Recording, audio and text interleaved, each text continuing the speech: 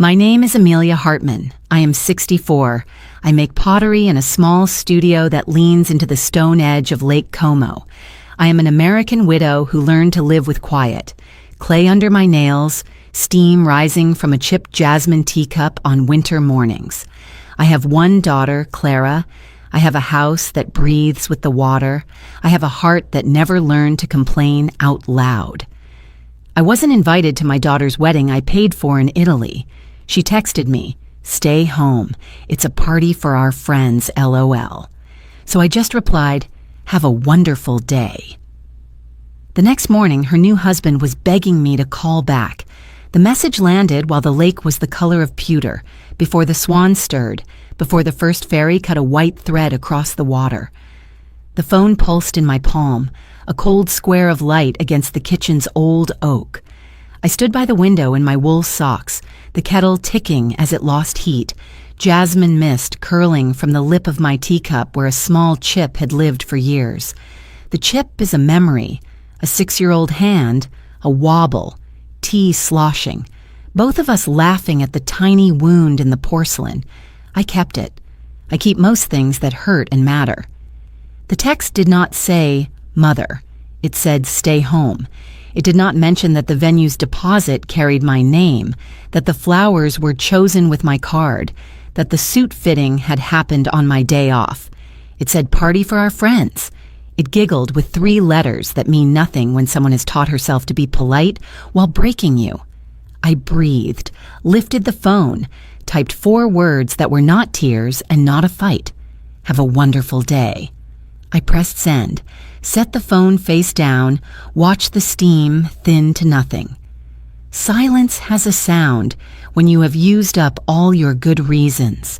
It is the weight of a plate, set down without a fork, the hiccup of a clock skipping a beat, the soft grind of clay beneath your thumb.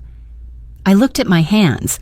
They have lines that remember rent, due dates, and night shifts, and the winter I sold my pearls to keep the heat on.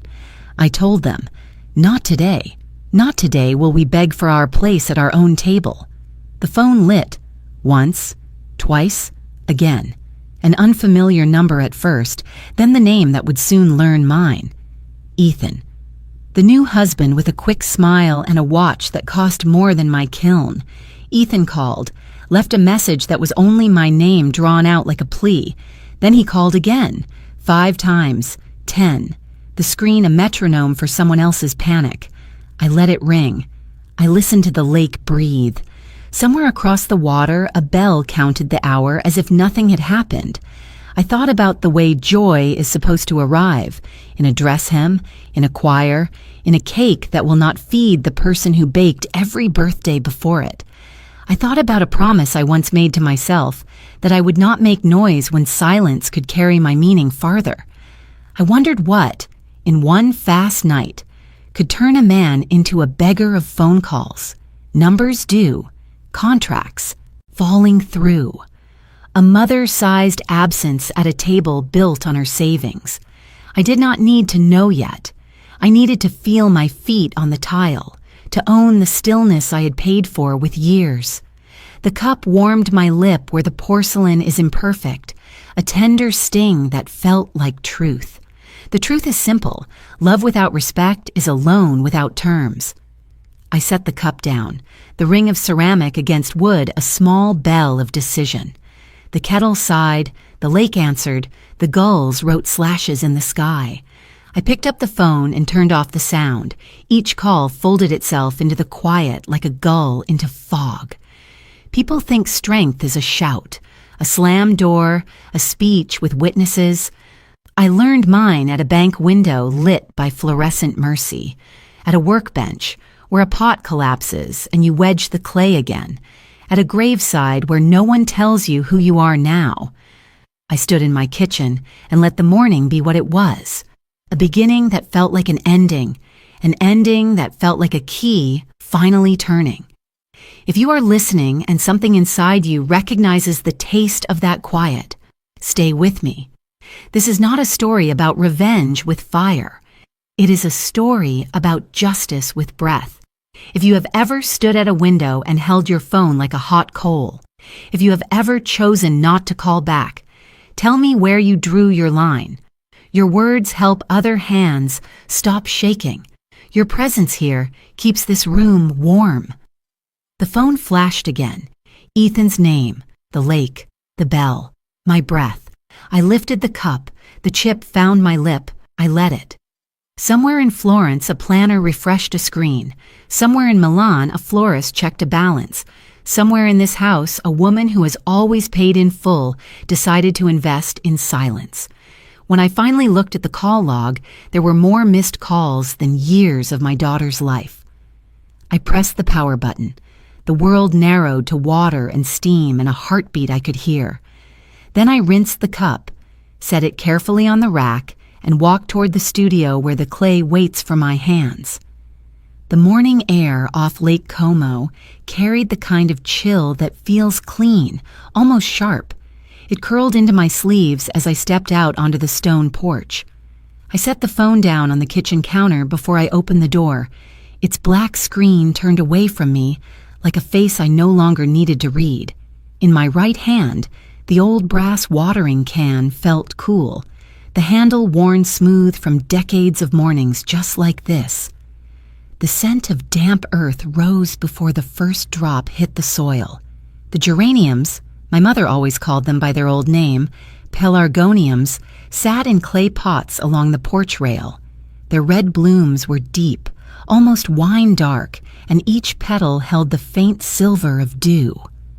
I tilted the can, watching the thin stream soak the roots, the leaves trembling slightly with the weight.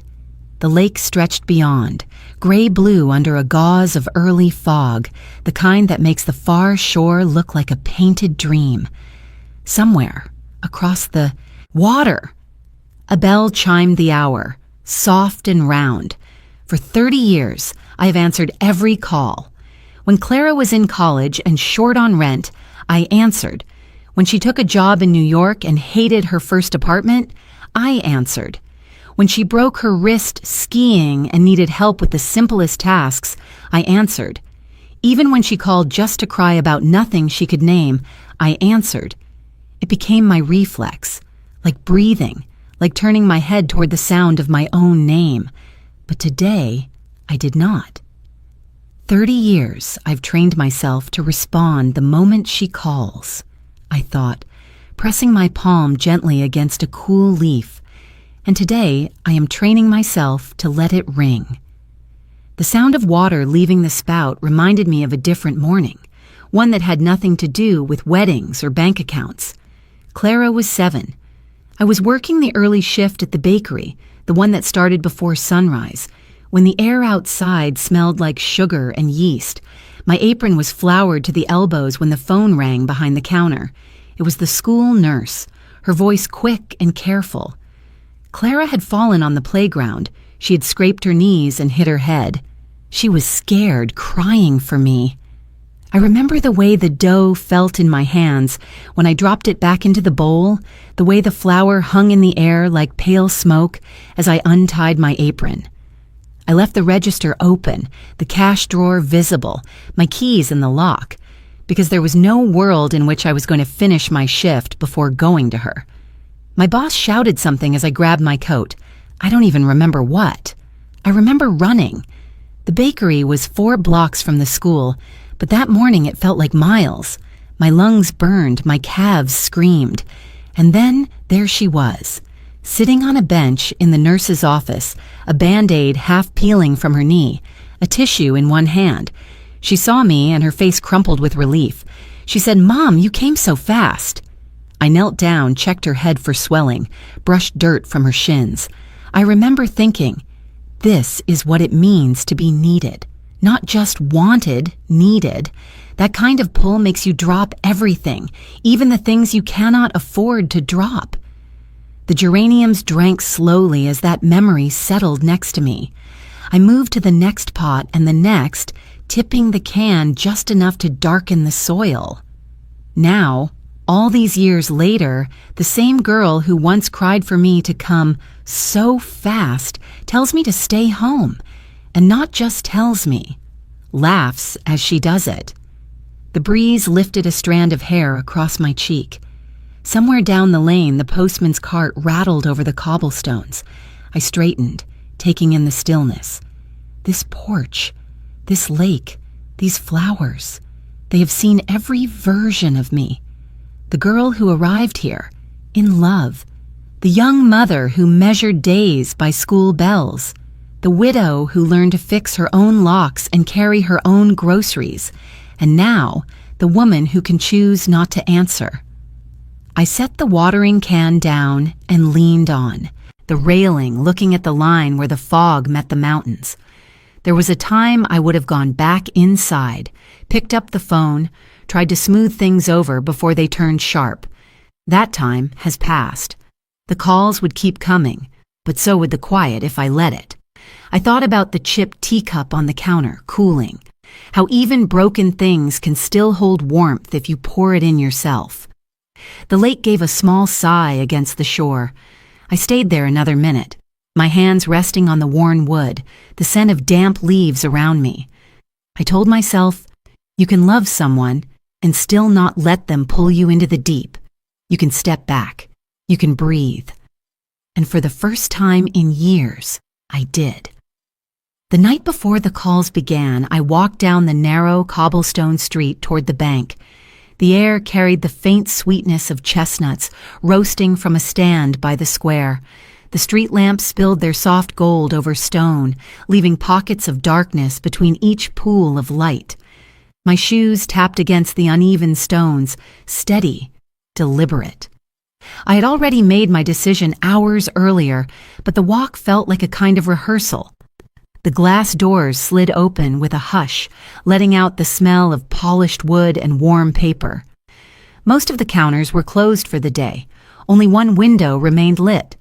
Behind it stood Luca, a teller I had known for nearly 15 years. He had watched me set up Clara's first savings account. He had handed me tissues the day I came in after my husband's funeral to change the name on our mortgage. He looked up and smiled, the kind of small, respectful smile you give someone you've known long enough to skip formalities. "Buonasera, Signora Hartman," he said.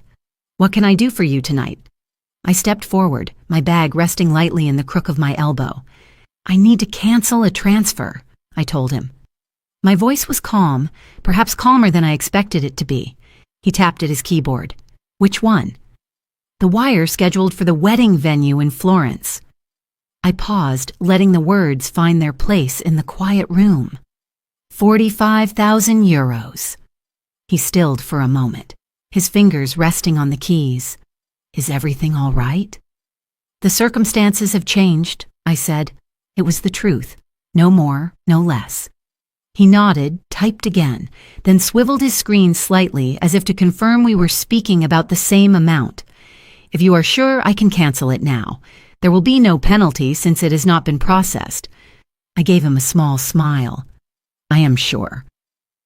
The printer hummed. The form slid into place in front of me. The pen was cool between my fingers. I looked down at the paper, the black letters spelling out my name, the account numbers, the transfer details. My hand hovered for a moment above the signature line. In that stillness, the world seemed to slow.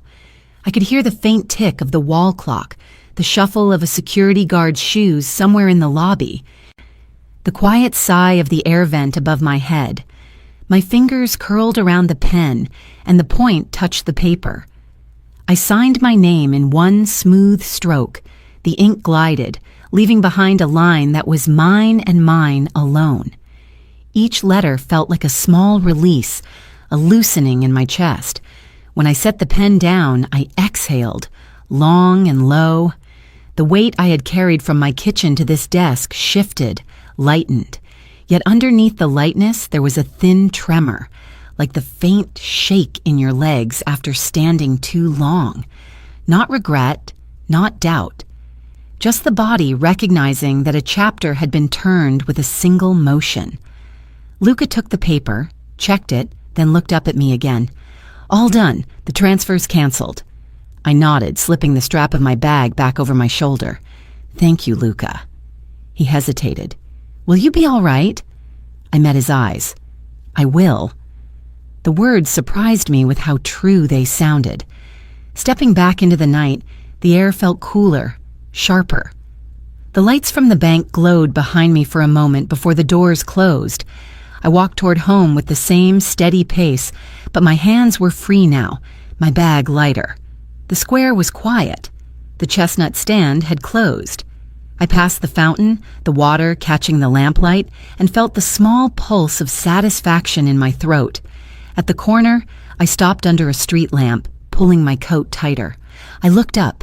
The stars had begun to break through the haze, scattered and unbothered by anything that happened on the ground. The sound of the lake reached me faintly from a block away, its rhythm the same as it had been every night for centuries. By the time I reached my door, the run of lights across the opposite shore was a blurred string of gold. Inside, the house smelled faintly of jasmine tea and cool stone. I set my bag on the chair, my keys in the dish. My phone sat on the counter where I had left it earlier, silent for now. I didn't reach for it. I touched the edge of the chipped teacup, still on the drying rack. My fingers fit into the small curve of the flaw, and I let them rest there. The cup was imperfect, but it could still hold what I poured into it. Tonight, that was enough. After the bank, I did not turn on the television. I let the quiet hold. The house carried the cool of evening stone. The lake pressed its slow breath against the windows.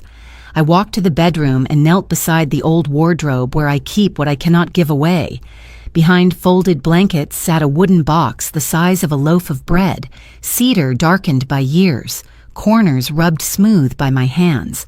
I slid it forward, the lid lifted with a familiar creak that sounded almost like my name. My knees pressed the rug. Dust rose. My breath steadied. Inside, the lining was faded blue velvet. A few photographs lay bound with kitchen string. A playbill from a Milan recital rested on top. Beneath it, a narrow envelope hid like a decision. I lifted the envelope. The paper was thick and cool. The flap unsealed. I drew out a rectangle of pale gold and knew its weight before I read it.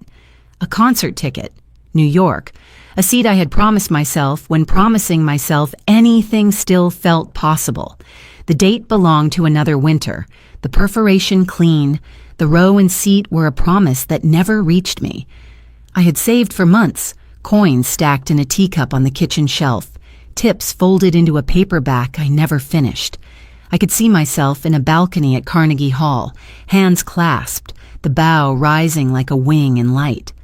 Then Clara called. She was already in New York. A job that glittered in interviews had turned gray by the second week. Her voice shook over a poor connection. The landlord wanted first and last month of rent. The mover demanded another payment. The roommate backed out. She was 22. Breathing fast, she said emergency.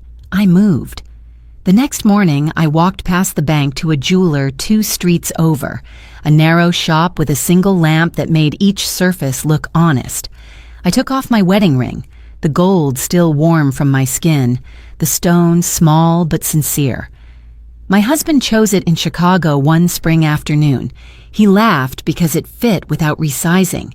He said our lives had been measured. The jeweler weighed the ring like a man counting years. He named a fair figure lower than love and higher than pride. I nodded. He wrote the receipt. I left with money. I paid Clara's deposit that day. I bought her a transit pass. I filled her refrigerator with food a young body can run on. I did not mention the concert. I did not mention the ring. She hugged me at the curb outside her building. Taxis hissed in rain. A pigeon strutted between our shoes like a small blessing. She said, "You always make it work, Mom. Thank you." I kissed her hairline and told her to text when she was inside. I rode the subway to Queens with empty hands and a steady heart. The car rattled, windows blurred. Years multiplied while I was not watching. The envelope kept its pale secret. The box kept watch. Some winters I would take the ticket out and hold it under a lamp, letting the paper reflect a soft square of light. I would imagine the overture and the applause that falls like rain. I could see the conductor lift his hand. I could feel my chest answer. Then I would return the ticket to its envelope and close the lid, not in anger, in postponement that felt almost tender. Life made lists. I crossed off other things. The ticket waited patiently.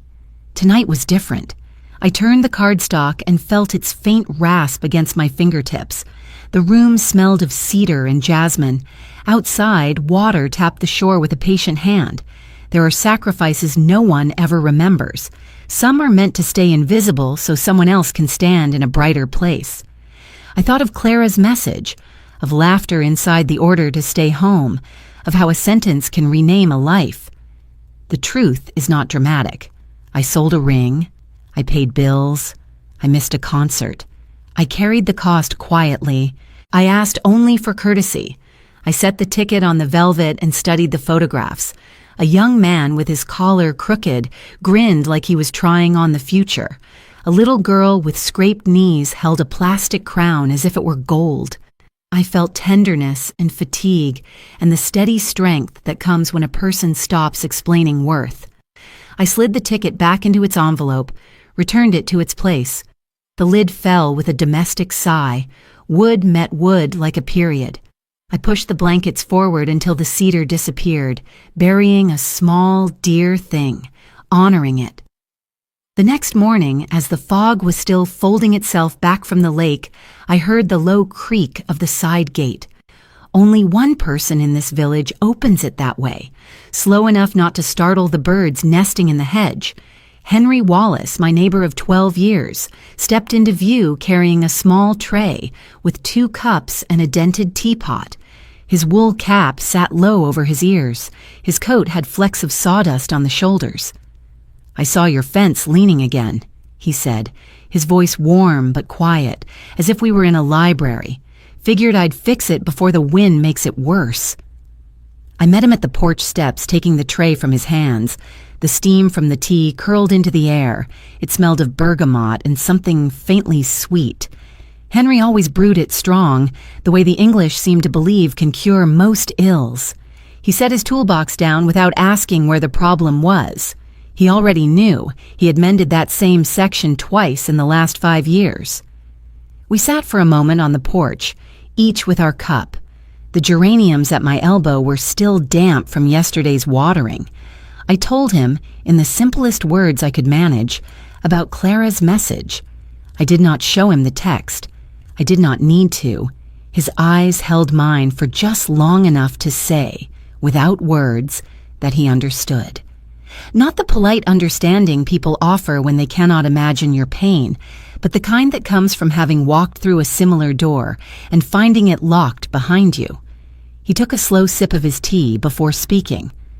"My son stopped speaking to me 4 years ago," he said. "It was after Marlene, his stepmother, passed. There was the matter of the house in Devon.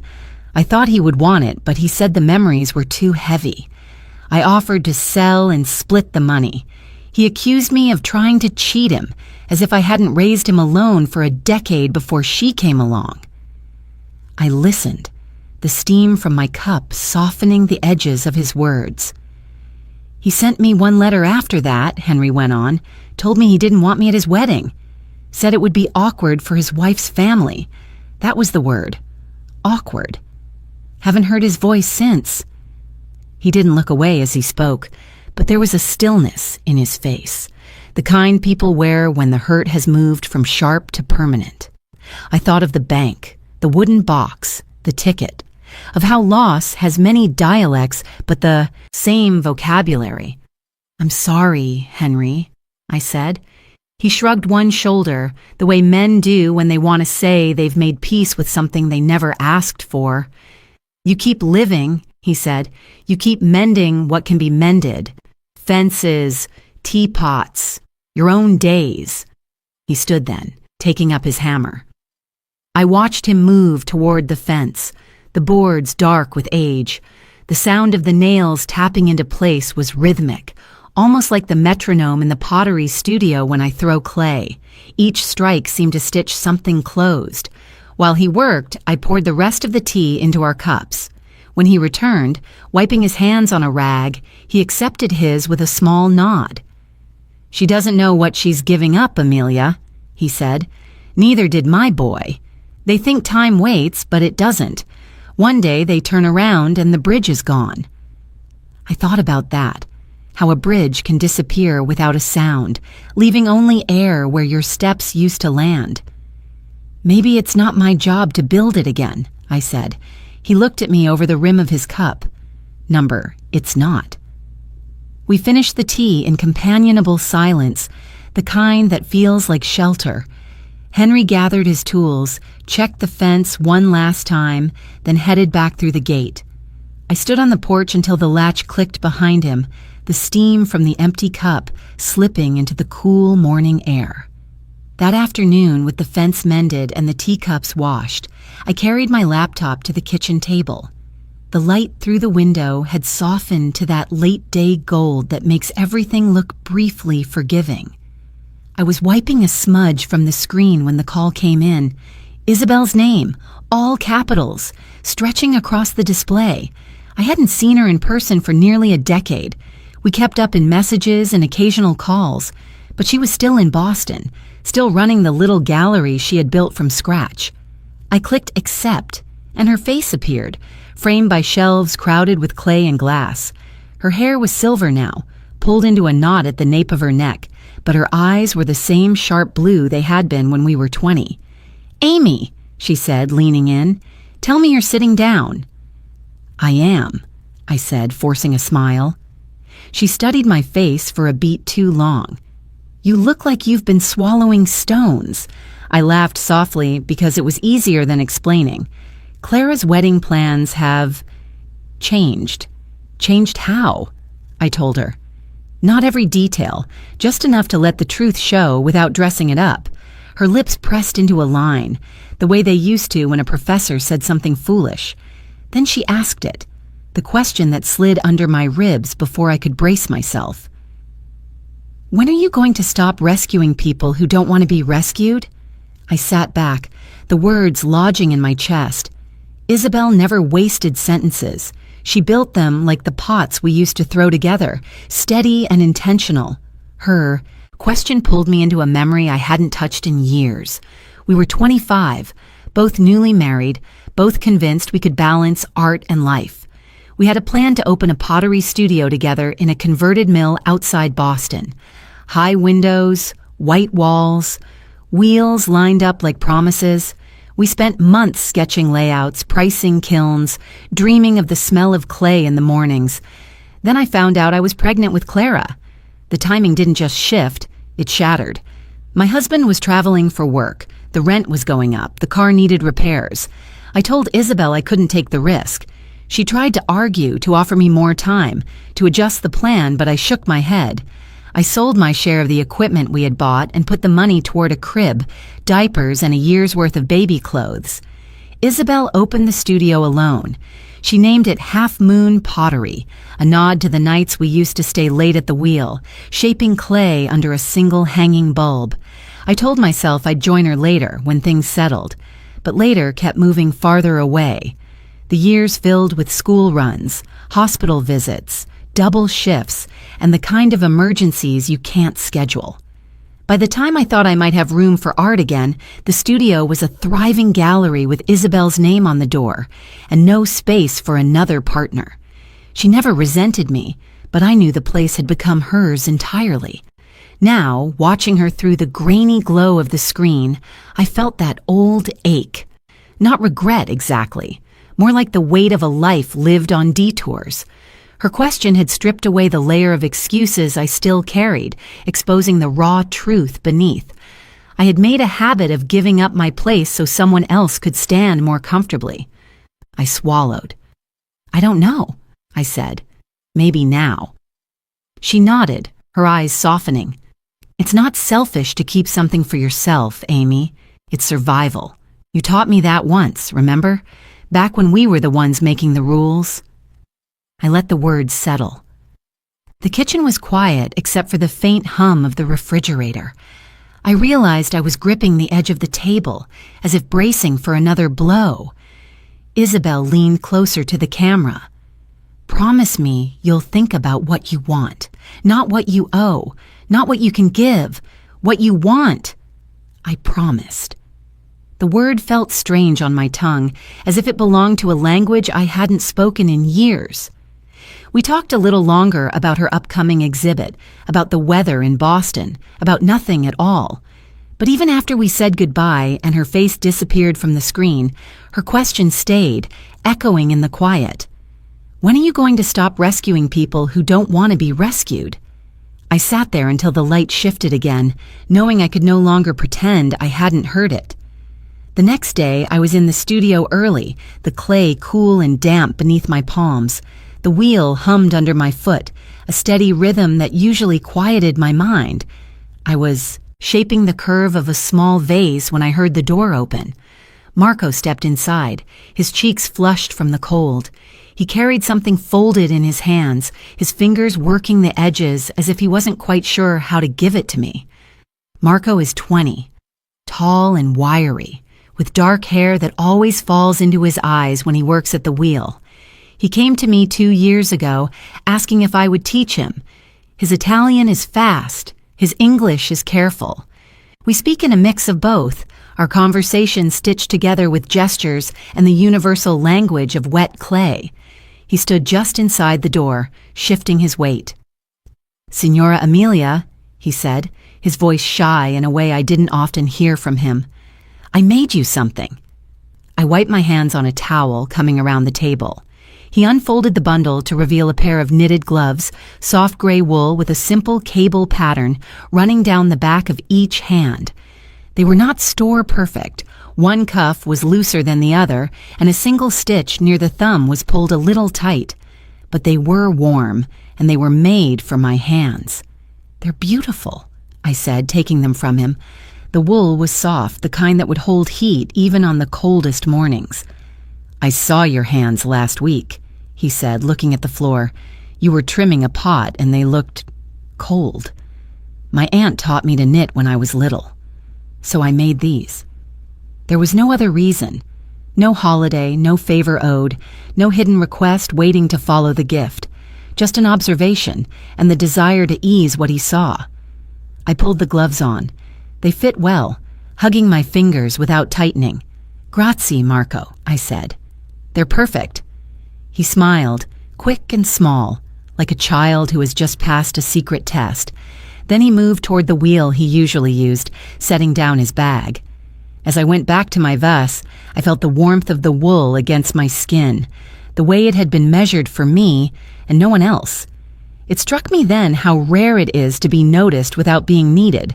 Clara had noticed my hands 1,000 times, pouring tea, writing checks, fixing loose buttons, but always in the context of what those hands could do for her. This was different. Marco had noticed simply because I existed in his world, and he had wanted to add comfort to that existence. We worked in silence for a while, the wheels spinning, clay taking shape. The studio smelled faintly of earth and kiln heat. Outside, the wind rattled the shutters. Every so often I glanced at the gloves, now resting on the bench beside me, and felt that small pulse of gratitude. Halfway through the morning, Marco looked up from his pot. "My aunt used to say, 'Family is the people who keep you warm. Sometimes they're not the people you were born to.'" I met his eyes across the room. "She was right," I said. "Sometimes family starts where you least expect it." He nodded, satisfied, and went back to his work.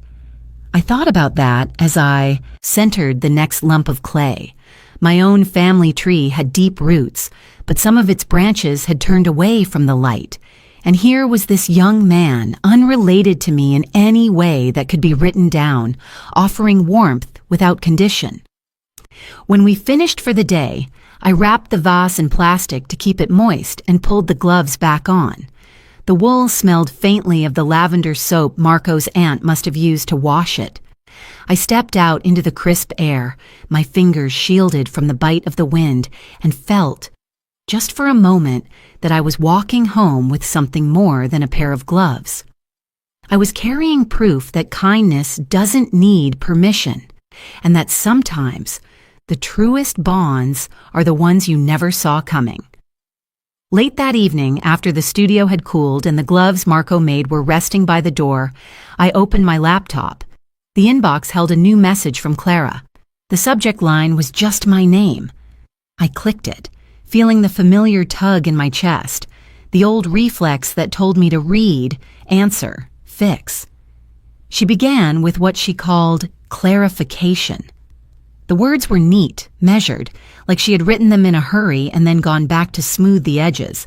She said there had been misunderstandings about the wedding arrangements, that the decision to keep it intimate was mostly Ethan's family's idea, that she thought I would understand the need to avoid tension.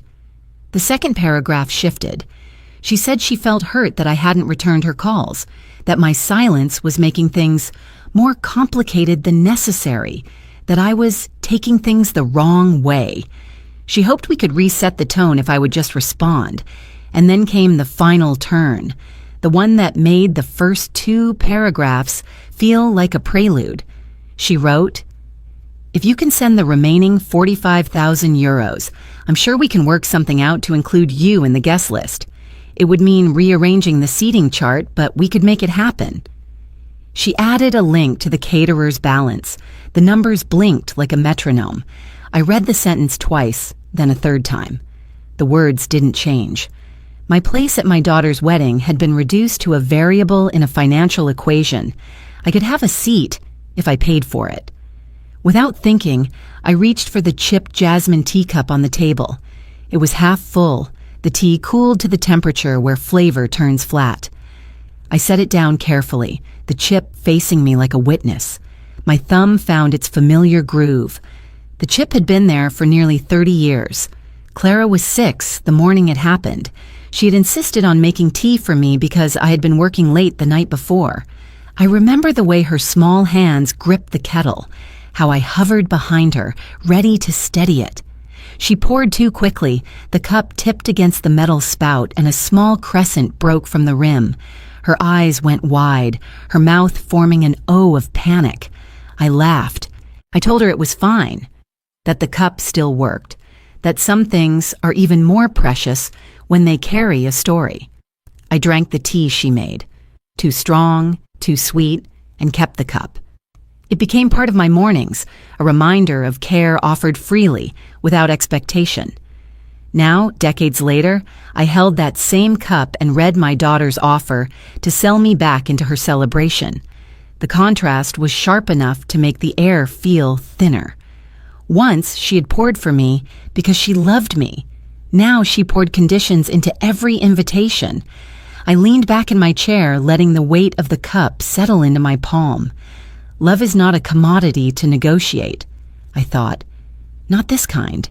Not mine. The kitchen was quiet. Outside, the lake was a flat sheet of silver under the moon. My phone lay face down beside the laptop, the screen dark. I could have answered. I could have told her how the words felt like a transaction instead of an embrace. I could have reminded her of mornings when I carried her, feverish, through snow to the doctor, of years when my hands ached from work but still turned the pages of her bedtime stories. But some truths are not for convincing. They are for keeping, like the chip in the cup, as proof that once something was whole, and that even broken, it could still hold what mattered. I closed the laptop. The email would stay there, unread again. I lifted the cup and drank the last swallow, lukewarm and strong. The rim touched the same place on my lip it had touched for years, and I let it. I would not pay for my seat in her life.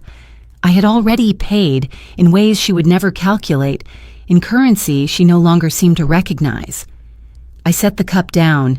The ceramic rang softly against the wood, a small clear sound in the stillness, like a bell marking the end of a service. I turned off the kitchen light and stood for a moment in the doorway, watching the lake gather the night. Behind me, the laptop's black screen reflected my outline, a woman who would not barter love for a chair at a table she funded. Then I walked down the hall, the house quiet as a chapel, and let the dark be kind. The morning after, I closed the laptop and let the cup's faint ring fade. Henry knocked. 2 measured taps that never startled the birds in the hedge. I opened the door and found him with his cap in one hand and a paper sack balanced on his hip. Apples again, and that quiet look that means I will not ask until you are ready to speak. He followed me to the kitchen where winter light lay across the table like folded linen, where the kettle waits and the day decides what it will be. I warmed the water while he set his tools by the back door. When steam rose, we sat. I poured strong black tea and told him the essentials. A text that said, "Stay home." An email that offered me a seat if I wired the rest of the money. No anger, just nouns and verbs laid out like tools. He listened the way a carpenter listens for studs behind a wall, head tilted, ear searching for the hollow. When I finished, he turned his cup once in his hands and nodded, as if to say that truth had the right grain. "All right," he said. "Then I should tell you mine. 3 summers ago, I bought a navy suit I could not quite afford. My son, Peter, was marrying in Bristol. I tucked the train ticket into my wallet with the stiff edges of vows I had written, because I wanted to say one true thing and say it clean. Marlene had died the winter before. The house in Devon sat empty while we argued with silence about whether to sell. I wrote to Peter and offered to sell and split it fairly. He called me cold and said grief should not be tallied on paper. A month before the wedding, the bride's stepmother called. Her voice smiled for photographs. She said the ceremony would be intimate. The pictures needed to look clean. Blended families muddle the frame.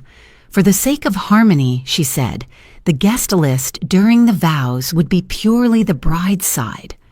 Then she used the word awkward, as if vowels could be knives, and told me I could come to the reception later if I stood where the cameras would not find me. He paused and watched the steam thin. I wrote to Peter, he said. I told him I would stand at the back. No photos, no fuss. I only wanted to hear him promise. He emailed 2 lines. Dad, please do not come. It will be easier for everyone. Beneath it sat a link to a live stream. He lifted his cup, lowered it again. I returned the suit. I mailed the vows to an address he no longer used. On the day, he said, I walked to St. Martin's on the hill above the village. Not their church, just one with a bell. When distant bells began, I stood in the doorway and spoke the vows to the empty nave. They were not for them anymore. They were for me, for the boy I had carried when there was no one else to lift him. Afterward, I sat on the stone wall and watched swallows stitch the sky. No one called. The air felt honest. His fingers tapped the table, patient, measured. After the wedding, silence. A Christmas card forwarded once. No handwriting I knew. When Marlene's will finally closed, I sold the Devon place, sent Peter half, and kept my receipt. People said that would bring the sun back. It did not. Money makes poor mortar when the arch has already fallen. He looked at me without flinching. You understand, he said, and I nodded because I did. The room steadied around the quiet.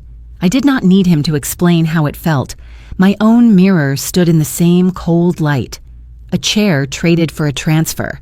A father traded for a clean frame. Somewhere, a florist ironed ribbon. Somewhere, a parent measured the distance between love and humiliation and chose not to cross it. You and I were asked to disappear for the sake of harmony, he said. Harmony does not require a disappearance, only a tuning. He let out a breath that sounded like the last note of a hymn.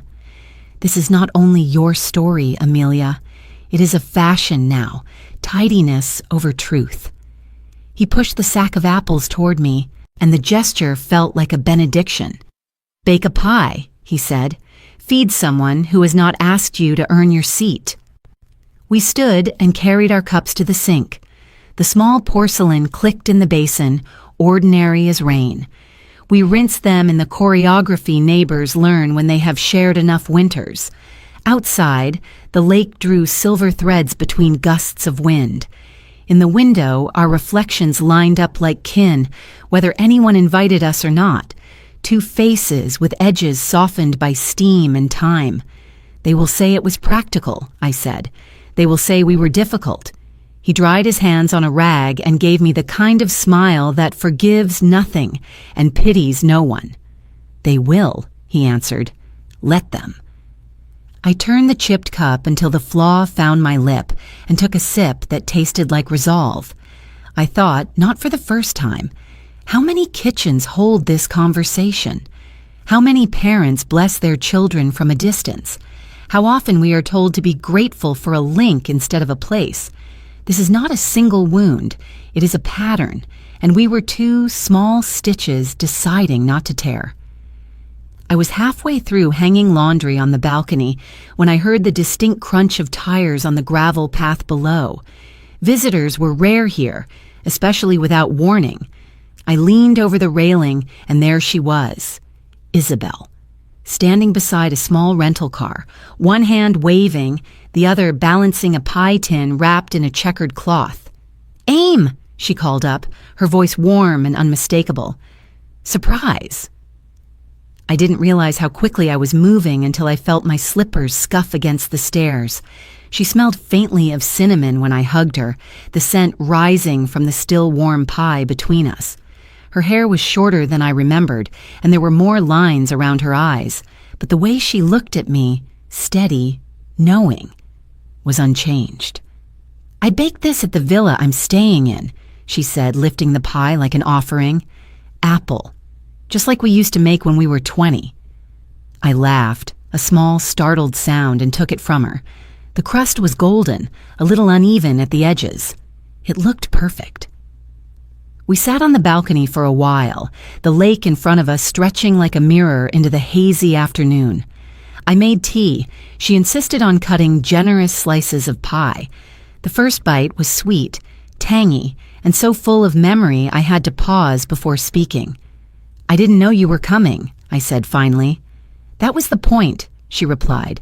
"You wouldn't have let me if I'd asked." We didn't need to speak of Clara. Isabel already knew enough. She could read the shadows under my eyes. After the second slice, she suggested we walk. The path along Lake Como was quiet, just the occasional motorboat hum in the distance. The water lapped gently against the stone edges, and the autumn leaves rustled above us. I could feel the sun loosening the chill in my shoulders. "You've made a life here," Isabel said, glancing at the row of terracotta-roofed houses we passed.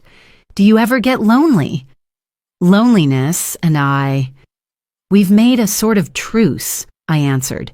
"It's not as sharp as it used to be, more like a shadow that follows you on sunny days, always there, but you learn to live with it." She nodded, kicking a pebble into the water. "I think about that a lot, what it means to grow older, alone, whether it's freedom or punishment." We walked in silence for a few steps. I could feel her words lingering, testing the edges of my own thoughts. "Maybe it's both," I said. "Freedom from the noise, punishment for not seeing the truth sooner." We stopped by a small wooden bench, the kind that leans slightly from years of use. Isabel sat first, patting the space beside her. From here, the lake seemed endless. A white sailboat moved slowly across, the wind barely enough to stir its course. "I didn't come here just to check on you," she said softly. "I came because I wanted to see you claim something for yourself. You've spent decades giving. Your time, your money, your heart. And for what? People who think your value ends where their convenience begins?" Her words hit in the quietest way, like a wave lapping but soaking deep into the sand. "I don't know if I know how to do that," I admitted. "You do," she insisted. "You just haven't given yourself permission. We deserve the rest of our lives. Not to wait for invitations that might never come. Not to beg for space in someone else's story. To write our own." I looked at her, the lines around her mouth deepening as she smiled. Isabel had her own wounds, though she rarely spoke of them, the kind that made her voice stronger when she talked about starting over. We stayed there until the light shifted gold, the shadows stretching long over the water. When we stood to leave, she looped her arm through mine, the way we used to when we were younger and thought the world was ours for the taking. Maybe, I thought, it still could be. Not in the way we imagined, but in a way we could claim now. Deliberate, quiet, ours. Back at the house, I set the remaining pie in the kitchen. Isabel poured 2 small glasses of wine she had tucked into her bag. We clinked them together, not for the past or even for the future, but for this day, this bench, this lake, this choice. She smiled again and repeated like a gentle vow, "We deserve the rest of our lives, Amy." And for the first time in a long while, I felt the truth of it settle in me, steady and sure. The morning after Isabel's surprise visit, the studio felt warmer. Her words left an ember in the air. I set a lump of clay on the wheel and centered it with both palms, letting the hum steady my breath. Marco arrived a few minutes later, hair damp from mist, scarf looped twice around his neck. He waved, then hovered by the doorway, carrying a heavy question. "Come in," I said, nodding toward his bench. "Tea is on the shelf. Help yourself." He did not move to the kettle. He tugged a loose thread on his sleeve. "Signora Amelia, can I ask something not about clay?"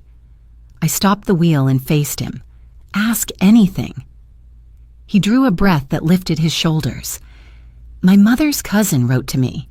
She found me through someone from the old neighborhood. She said the family wants to see me, to talk about the past, to meet people I do not remember." He looked at the floor. "I have not seen them since I was 9. I gestured to the stool by my table, and he sat, perching on the edge like he might run. The studio was quiet except for the tick of the cooling kiln. I waited. "When my mother died," he said, "everything got shuffled. My father left. He had his problems. I went to my aunt. She was kind but sick sometimes. The cousins were older. They were busy. They said they would come, but they did not. The last time I heard from anyone blood-related, they asked if I could be useful at the restaurant. I was 13. He lifted his hands, palms up. "Now they say they want to be family again. I do not know if that is a door I should open."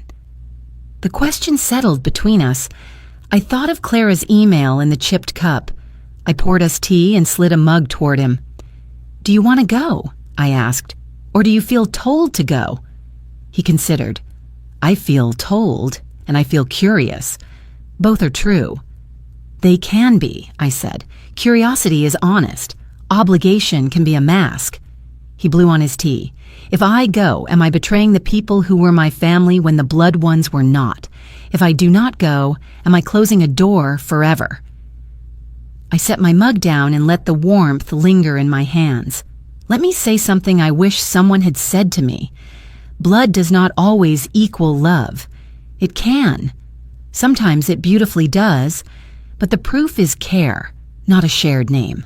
Family is made by who shows up and stays.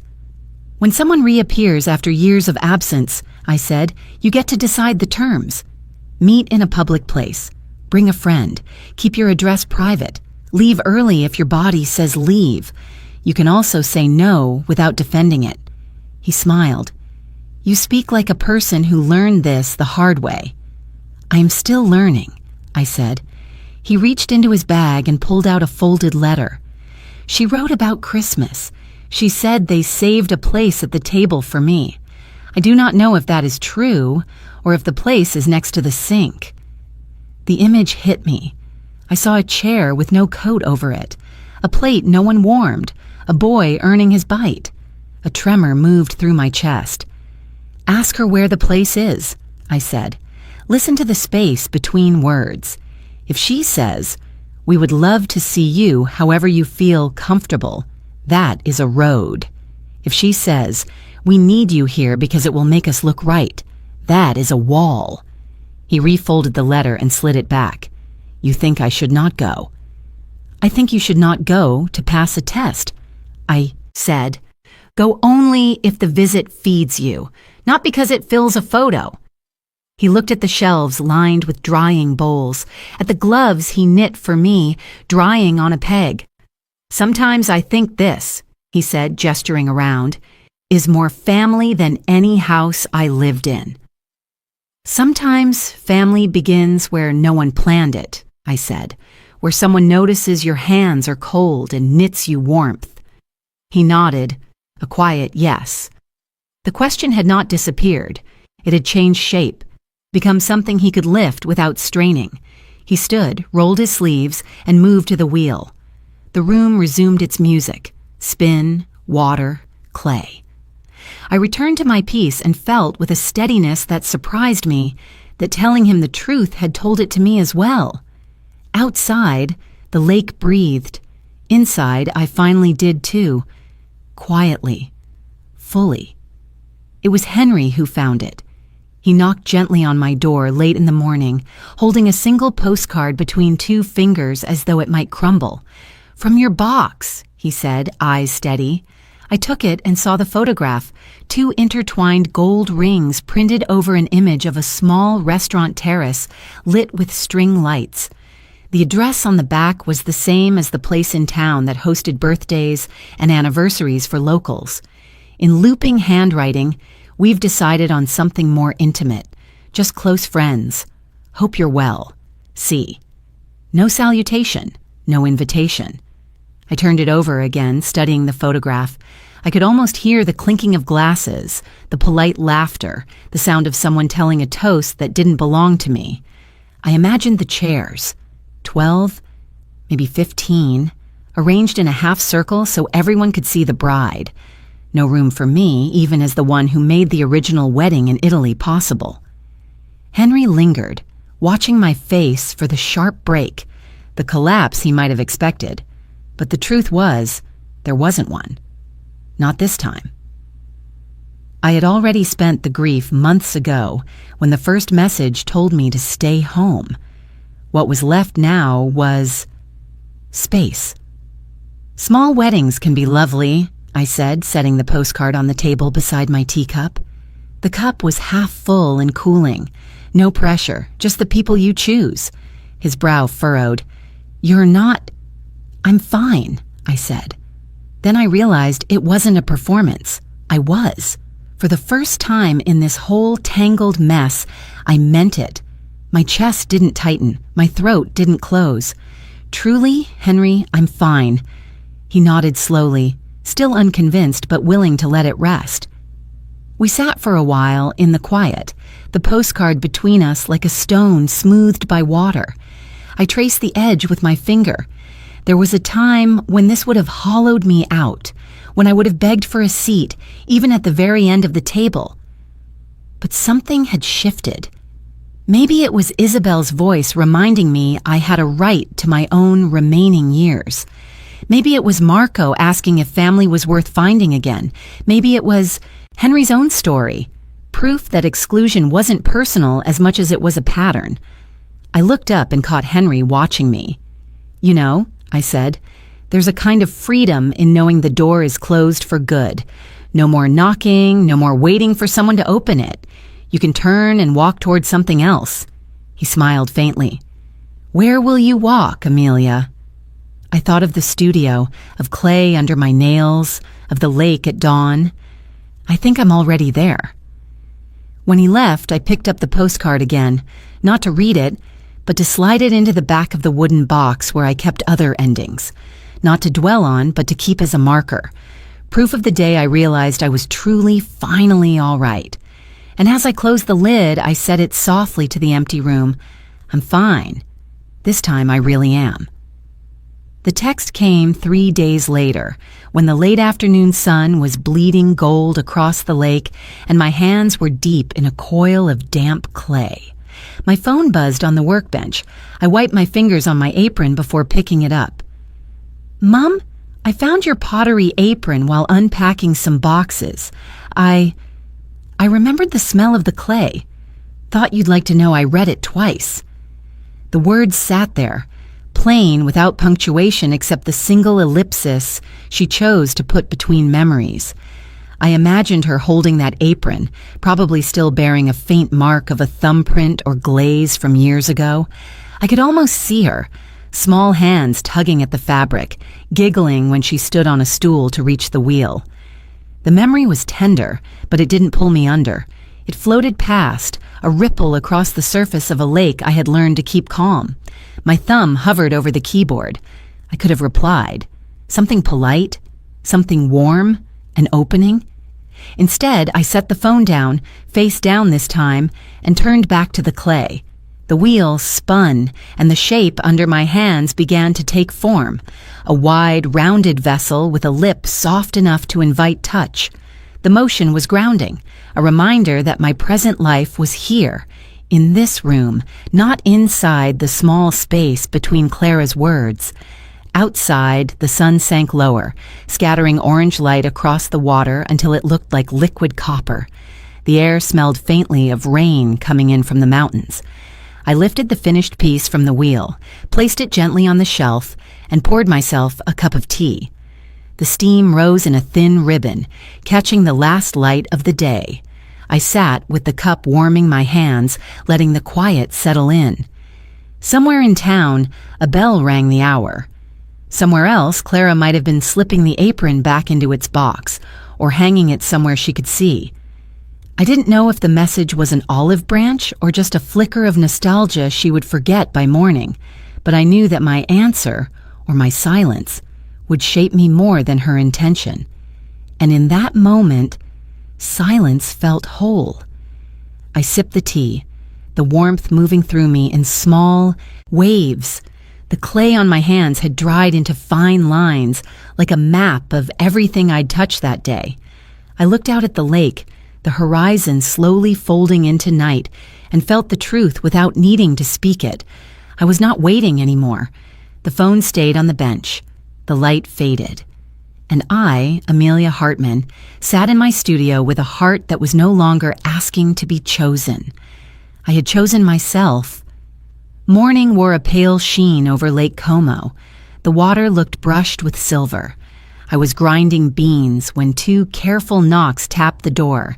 Henry stood there with a burlap sack of apples balanced against his hip. Red and gold skins glowed as if they had trapped the sunrise.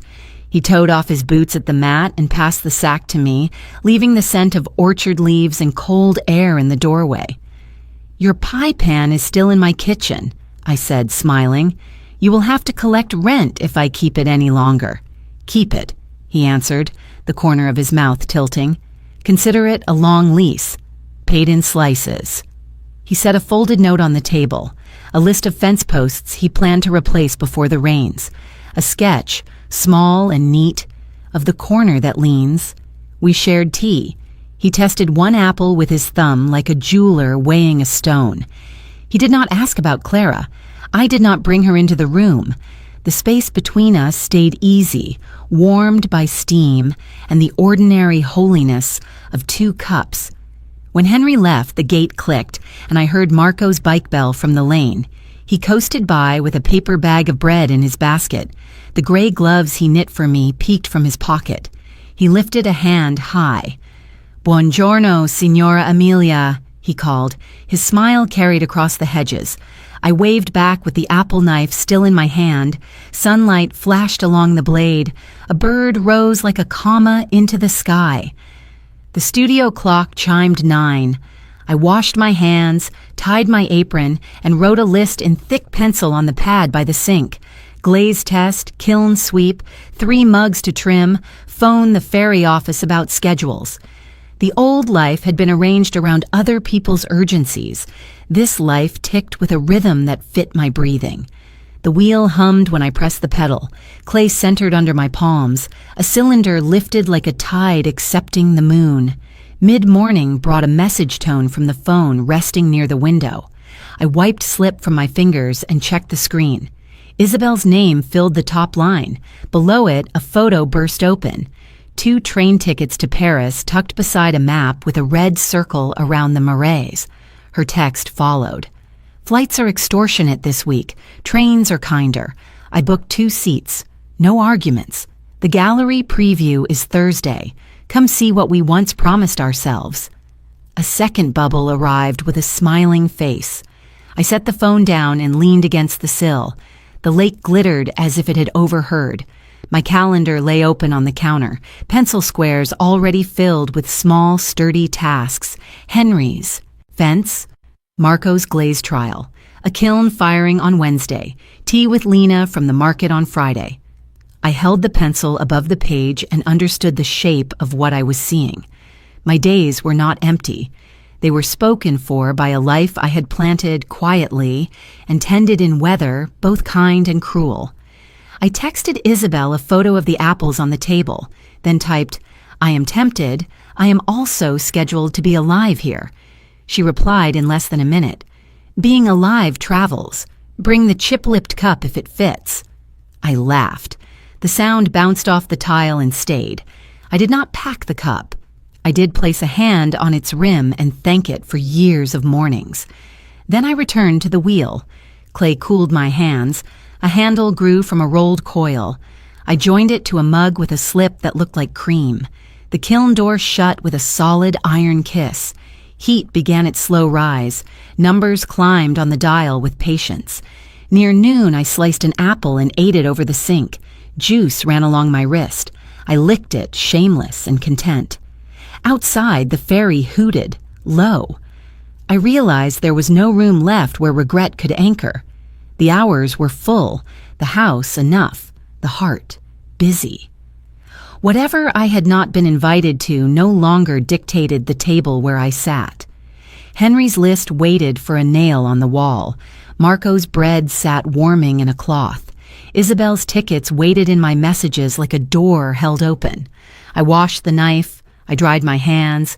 I looked around the kitchen as if I might catch it speaking. It did.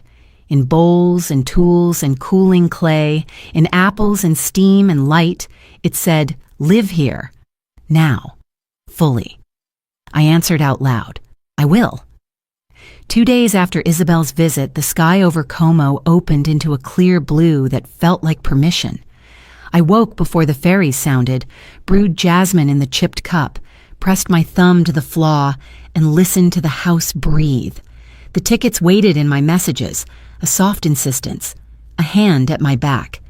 I said the words to the window first, testing how they lived in the air. "I am going to Paris." The sentence did not wobble. It found a place to stand in my chest. I pulled my small canvas suitcase with scuffed corners from the wardrobe. I folded 2 dresses, a sweater, the gray gloves Marco made. Into a side pocket, I tucked a notebook, a pencil, and a ticket stub from a winter concert I attended alone, proof that music still belongs to me. Before I zipped the case, I laid the wooden box on the bed. I did not open it. I rested my palm on the lid and blessed the girl who saved for a balcony seat and never claimed it. Then I slipped a small envelope under the ribbon that keeps my passport closed. Inside it, a note for myself. "You are not traveling to be useful. You are traveling to be alive." At the door, I left a message for Henry with a copy of my key, asking him to bring in the mail and to eat whatever ripens in the bowl. I texted Marco the kiln schedule and a sketch for the handles he wanted to try. His reply arrived with a line that made me laugh, "Bring me a story and a crumb of Paris bread." By noon I was on the train, facing a window where the lake unspooled like a silver ribbon. The carriage smelled of coffee and wool. Travelers arranged themselves into small temporary families. I took out the notebook and wrote one line, leaving for myself, arriving for myself, returning to myself. The rhythm of the rails agreed. As the miles gathered, another memory lifted. 20 years earlier, I took a night bus to Paris with a different purpose. I needed extra wages before Christmas. Overtime at the bakery would not cover Clara's coat and January rent. A cousin of a friend knew a hotel near Montparnasse that needed holiday help. I packed one bag and promised Clara I would be back before the school concert. That Paris was not museums and light. It was back doors and service halls, trays heavier than pride, the ache of feet learning new blisters. I rose before dawn to polish glass and set tables. I learned the language of yes and now and right away. Between lunch and dinner, I walked beneath iron balconies and counted tips under a scarf, then bought postcards I never mailed because stamps felt like a luxury. On my last night, a violinist played outside the metro. We stood listening for 3 songs, then went back to shift change with red hands and quiet hearts. I smiled at the thought. Survival had been my art there, endurance my craft then. The train slid past fields and villages, setting tables for evening. I touched the edge of the chipped cup wrapped in a towel inside my bag. I had brought it after all, a small traveling altar to mornings that shaped me. Isabel's message pinged when we crossed the border. Room is ready, dinner at a place with blue chairs. Dress how you feel most yourself. At Gare de Lyon, the station lifted around me like a cathedral of iron and glass. I stepped onto the platform and felt a clean thread of joy run through my spine. Isabel waved from the far end, her scarf a bright stripe against the crowd. We hugged with the relief of women who have carried more than they listed. On the taxi ride to the Marais, the city's edges stitched themselves familiar and new. Boulangeries with smudged windows, a florist lifting buckets, a girl on a scooter singing to traffic. Isabel pointed out the gallery, a white rectangle of promise on a narrow street. "Tomorrow," she said, tapping my knee. "Tonight we eat, for pleasure, not fuel." Our room was small and kind, 2 beds, a window that made a painting of the roofs. I set the cup on the sill and the gloves beside it, then washed my hands and watched the day turn honey over zinc and stone. Somewhere behind us, the lake moved through its evening. Somewhere ahead, a quartet would tune for a preview I had not yet seen. This was not the Paris of service hallways and aching arches. This time, I arrived with nothing to prove and everything to feel. The rain in Paris had a way of making the pavements shine like polished stone, as if the city dressed up for you without asking who you were. Isabel and I spent the morning wandering the Rue de Rivoli, dipping into bookshops and cafes, letting the hours loosen their grip. After lunch, she excused herself to visit a gallery 2 streets over, urging me to take time for something just mine. I walked without direction until I found myself in front of a small, elegant theater. The posters in the window glowed under soft lights. One in particular caught me, an evening concert by the same symphony whose performance I had once saved for and never seen. The name of the conductor was different now, and so were many of the players, but the music listed was the same program I had dreamed of all those years ago in New York. I stood there, rain sliding from my hair onto my collar, feeling my heartbeat in my palms. The box office was inside a glass door, the warmth spilling out when someone exited. I stepped in before I could talk myself out of it. The woman at the counter greeted me in French, and I asked, softly but surely, for 1 ticket. Best available. She slid the small envelope across the counter.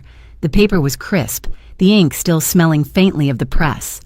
As I held it, my chest filled with something both weightless and steady, like closure but gentler, like a circle drawn not to trap something inside, but to protect it. Walking back into the street, I slipped the ticket into the same pocket where the old, unused one still rested inside the wooden box back in Como. I imagined them side by side, a before and an after. One a symbol of what I gave away, the other of what I chose to give myself. I didn't rush to share the news with Isabel. This was a gift I wanted to unwrap in my own time. That evening, I dressed in the navy dress I had packed almost on a dare to myself. The gloves Marco knitted stayed in my bag, my fingers wanting the feel of the cool ticket between them. When the lights dimmed in the theater, the opening notes swelled and filled the air.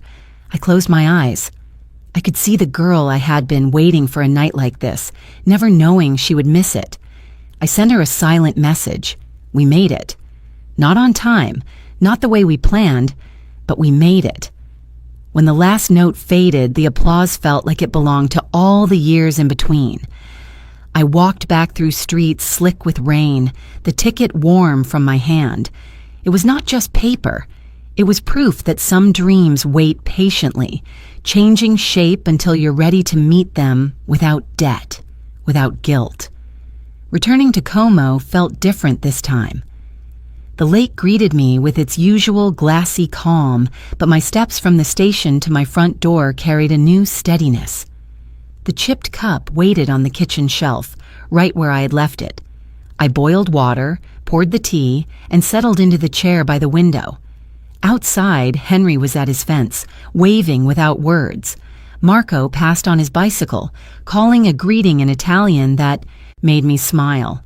My calendar lay open, full as ever, but today I let the hours stretch. I reached for the wooden box and opened it. The old ticket lay inside, still a little yellowed at the edges. I set it beside my new one on the table. The sight of them together felt like a conversation between past and present, a question asked long ago, answered at last. I thought of Clara, not with the ache that used to follow her name, but with a quiet acceptance. I had not been at her wedding. I had paid for it and been told to stay home, and I had stayed home in the way that mattered most. I stayed in my own dignity. If my presence could be negotiated away, then so could my effort. That truth, once bitter, now felt clean. Steam curled from the cup, and I lifted it slowly, letting the warmth anchor me. The crack along the rim caught the light. A flaw, yes, but one that told a story about care, about keeping something even when it's imperfect, maybe especially then. As the sun began to set, the lake turned gold, and the air smelled faintly of rain from somewhere up the valley. I leaned back, feeling the weight of my own company, and finding it enough. I thought of all the women and men, too, who have given until they were emptied, only to discover that some people will still ask for more.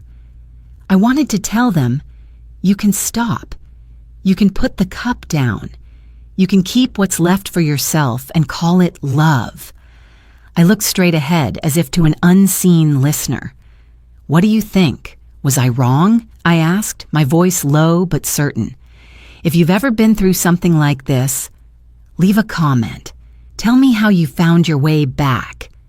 The last light folded over the water. I took the final sip of tea, set the cup down, and let the silence settle. Not as an absence, but as a presence I could finally trust. The light over Lake Como had a way of turning silver in the late afternoon, as though the day itself was folding its edges before closing. I sat by the open window, my hands resting on the sill, the chipped porcelain cup now empty beside me. Outside, the water moved in slow breaths, each ripple catching the fading sun. If there were a camera in this faceless telling, it would be pulling back now, wide enough to hold the curve of the lake, the quiet line of mountains beyond, and me in this small corner framed by lace curtains and soft shadows. My hair caught the breeze, strands lifting, settling again. I let out a long breath, not from sorrow, not from regret, but from a release that felt both quiet and complete. For so long, my story had been about showing up for others, even when I had to disappear from myself. Now, for the first time in years, I had chosen me. And this time, I would not apologize. The world beyond my window seemed to agree. The swans along the shore drifted without urgency. The soft hum of a boat motor carried over the water, far enough away to feel like background music. I could smell fresh bread from somewhere down the street, mingling with the faint scent of lavender from the garden below. I thought of the people who might be hearing this story, faces I would never see, lives I would never fully know, but hearts that might beat in recognition. So before we say goodbye, I'd love to know, where are you watching from? Is it a quiet morning with a warm cup of coffee resting near your hand?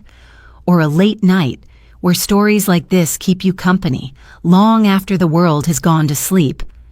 Tell me in the comments. I read everyone with gratitude, and if this story touched your heart, I hope you'll consider subscribing.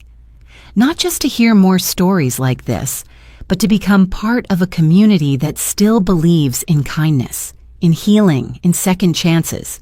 because they still exist, even when the world tries to convince you otherwise. Thank you for spending your time with me today. Wherever you are, I hope you carry this story with you. I hope you remember that sometimes the miracle doesn't knock loudly at your door. It waits quietly, patiently, until you are ready to open your heart to it. The wind shifted, cool from the lake, and I reached for the cup again, letting my fingers trace the familiar chip along its rim. A flaw, but one that did not diminish its worth, just like the lives we live, just like the people we become. As the last of the sunlight softened into twilight, I leaned back in my chair, the view wide and open before me. My chest rose and fell in an easy rhythm. I was not waiting for anyone to arrive or for anyone to call. I was here, in my own company, and it was enough. Take care, my friend. We'll meet again in the next story. Until then, remember, I chose myself, and this time, I am not sorry.